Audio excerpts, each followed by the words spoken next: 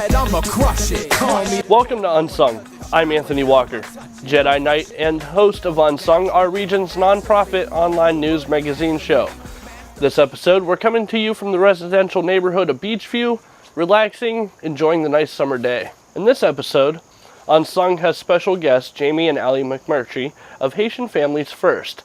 They will share with us what is happening in Haiti since the earthquake and how you can continue to help. In our contributed section, GTECH takes you on a visit to Homewood to see just a few of the good things happening in the neighborhood. But first, let's take a look at what's going on with our area nonprofits.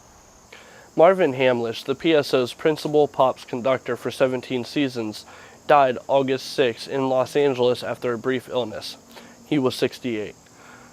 The PSO will go ahead with the 2012-2013 pop season as originally planned and envisioned by Hamlish. All guest artists, including Glee star Matthew Morrison and trumpeter Chris Botti, will appear as scheduled. The 2012-2013 season's first PNC Pops concerts will be September 29th and 30th, when Morrison, star of the hit TV show Glee, joins the PSO to perform favorite hits from his forthcoming album of Broadway standards. The PSO will be led by Grammy Award winner Lucas Richmond, the music director of the Knoxville and Bangor Symphony Orchestras. Daniel Meyer, music director of the Asheville Symphony and Erie Philharmonic, and former PSO resident conductor, will lead the hugely popular Highmark Holiday Pops concerts December 20th through the 23rd. Allegheny County singing Sheriff Ricky Manning returns to Heinz Hall to perform at these concerts, which will also feature the Mendelssohn Choir of Pittsburgh and other guest artists. Michael Kudrowski, one of the most sought-after conductors of symphonic pops and principal pops conductor of the Houston Symphony, Jacksonville Symphony Orchestra, and Atlantic Symphony Orchestra, will lead the PSO in a celebration of love songs in a series of concerts titled My Funny Valentine, September 7th through 10th. The concerts will feature guest vocalists Doug LeBarc and Rebecca Luker, as well as the All-Star College Chorus directed by Robert Page. Hamlish was also scheduled to conduct the final PNC Pops concerts of the 2012-2013 season, featuring famed trumpeter Chris Botti, June 13th through 16th. The PSO's resident conductor Lawrence Lowe will now take the podium for these concerts. Botti, the best-selling jazz instrumental artist in the United States today, has worked with the likes of Frank Sinatra, Paul Simon, Andrew Bocelli, and Joni Mitchell. For more information, visit the Pittsburgh Symphony Orchestra at pittsburghsymphony.org. Thanks to our friends at Achieva for sending over the following information regarding the new voter ID requirements. The voter ID law was recently upheld by state courts. Here's some of the information that you need to know. Starting with the November 6, 2012 general election, everyone who votes will be required to show a valid photo ID, which shows an expiration date that is current at their polling place. You can get the full list of accepted IDs at VotePA.com. However, if you do not have one of these IDs and need one for voting purposes, you may be entitled to get one free of charge at a PennDOT driver license center. To find the license center nearest you and learn what identification and residency documents you will need to get a photo ID, you can visit PennDOT's voter ID website or call the State Department's voter ID hotline at 1-877-868-3772. In the wake of a devastating earthquake in Haiti and the rescue of the orphans in Two Sisters Care, Jamie and Ali are helping to build a brighter future for families. Melissa Carey sat down with them on a recent visit they made to Pittsburgh. Thank you, Tony. We're here today in Market Square to talk with Jamie and Ali McMutrie, two young women who've taken their lives to Haiti to keep families together with their organization, Haitian Families First. Our organization, Haitian Families First, is really aiming to keep families together and to keep children who might have to be put in an orphanage or taken out of their family. And then we provide help with education, paying tuition for schools and helping with all the additional costs that go along with that, like books and uniforms.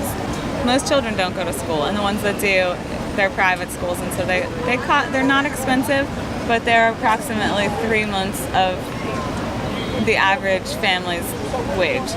So for each child, and usually they have more than one child. It's 3 months, plus you have to buy uniforms, you have to buy books, you have to buy shoes, and so it ends up being you're only working to send one of your children to school. And that often happens where a family has 3 kids and they choose one that actually gets to go to school. So we want to make sure that they have the skills they need to get a good education and find a job when they're 20. So we're starting with infants most of the time and working with them throughout their lives. And we have kids that are 8 or 9 years old that we've known since they were babies, and but we're staying with the family, and most of those 8 or 9 year olds, we've found their parents jobs. We don't really do much for them except visit every once in a while and make sure they're okay. But we really, that's our goal, is to stay with the family and not just say we have a formula program, it's until you're 12 months and then we're done with you. We want to make sure that we're there. We have a space where we live, but it's a bigger house, and we always have like teenage moms there or grandmas that just haven't ever taken care of a formula-fed baby, and they stay with us for a little while until they feel comfortable enough to go home, and we constantly have people living with us. We really want to make an effect on the communities that we serve, not just the families, but people who have been in our program for several years now are turning around and giving back to their community. We have some women who, they don't even call us to tell us they're doing this, but they'll say, oh, a lady came and she didn't know how to breastfeed, and so I showed her everything that you showed me. And that's so neat to us, because imagine if we were able to make an impact on a community to the point that we didn't even need to be there anymore, and we can move on to the next place that needs our help. We actually have one woman that we've been working with for 5 years, and she adopted a little baby this year that was abandoned at the hospital, which 5 years ago she was trying to give her baby because she felt like she couldn't take care of her. And so now, the baby's 10 months old, he's great. And she did that without even our encouragement. No, she had our encouragement, but without our prompting or anything. It was just natural to her that she can give back now, so she will. And now that child has a happy, healthy home in Haiti. Right now in our programs we have about 70 families, which is 130 or so kids that we're affecting, and it was kind of clear that one of us needed to come back and kind of get the word out again that we're still there and that we're still doing this work. To put together a team of people in Pittsburgh that are working for us so that we can work there. That's right. That's the ultimate goal of her being here. Our annual Tea Carnival event is going to be bigger and better than ever this year in early November. If they want to find out more, HaitianFamiliesFirst.org is our website. Our Facebook is a great place. We have a page, Haitian Families First, and that's where we're kind of more interactive, and we're updating that very often. We really saw the support in Pittsburgh when we came back in 2010. And I always say, I don't know that if we were from any other city, if we would have gotten that, because I think it's such a unique place, and we're Pittsburghers, and people felt a connection because we're one of their own. On the news, you hear all of the bad things about Homewood. However, that's not the whole story about the neighborhood. In this video, GTECH takes you to Race Street, just one of the many projects that residents have taken up to do good for their neighborhood. You can join GTECH on visits to other neighborhoods as well on pittsburghonvideo.org. Individuals and communities throughout Pittsburgh are taking action to transition vacant land into platforms of community resiliency and prosperity through green investments. This embodies the concept of growth through energy and community health. The Homewood community is a work in progress. We have advanced quite a lot, but we still have a long way to go. We as residents decided that if we wanted our neighborhood to be a safe place to live and a safe place to grow and a safe place to raise children, then we would have to do something. And Mr. Green and Terry Fluker, they were presenting this idea to Megan from GTECH. And Megan came up with the idea that they would be able to fund our project, and that's how this happened.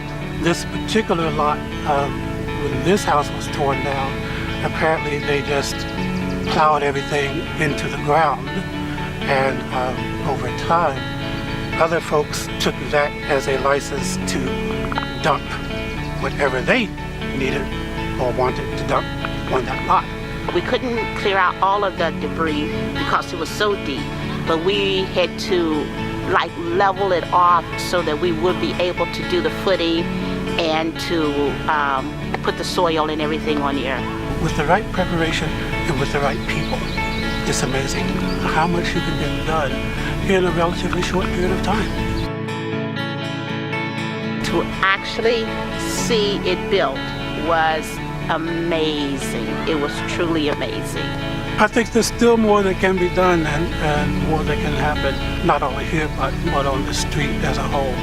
I hope to see this lot become known, not just as a great project that the Safe Way Street Committee did together with GTECH, but I want it to become known as an early project in what turns out to be a series of projects. And it was done to let people know that there is a lot going on in Homewood. Not just the bad stuff, but there are good things that are happening in Homewood. And I want this to be part of a good thing.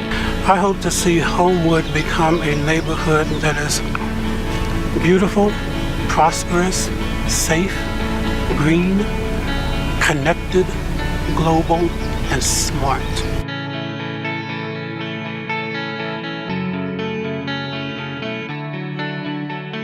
The Pittsburgh Pirates will be honoring liveLikeLou.org before their game against the Chicago Cubs at 7:05 p.m. on Saturday, September 8th. Not only is it a Zambelli fireworks night, but the Pirates have asked Neil Alexander, ALS patient and founder of the organization that helps others celebrating the disease, to throw out the first pitch. To purchase tickets, please contact Catherine Schmidt at cschmidt@hefren.com or call 412-633-1566. Speaking of ALS awareness, ALSConnections is still seeking innovative ideas for ALS awareness. The grand prize is $3,000, but hurry, the contest ends on September 15th. More information is available at ALSConnections.org. And last but not least, the Best Buddies Friendship Walk is a fun-filled community fundraiser to support Best Buddies Pittsburgh inclusion and friendship programs. Their friendship and leadership programs educate people with and without intellectual and development disabilities to be advocates for social inclusion in our community. The walk is September 16th at Kennywood. For more information, you can visit bestbuddiespennsylvania.org/PGHwalk. Thanks for watching Unsung. Be sure to share it with your friends. You can check out our previous episodes and our Unsung Uncut series on pittsburghonvideo.org. I've been your host, Anthony Walker, reminding you to keep it awesome, Pittsburgh. We'll see you next time. So I said I'ma crush it. Call me the golden boy, cause it shine whenever I touch it. Don't rush it, the flow comes naturally. Actually, the whole hood after me. Masterpiece, I outran a pace car.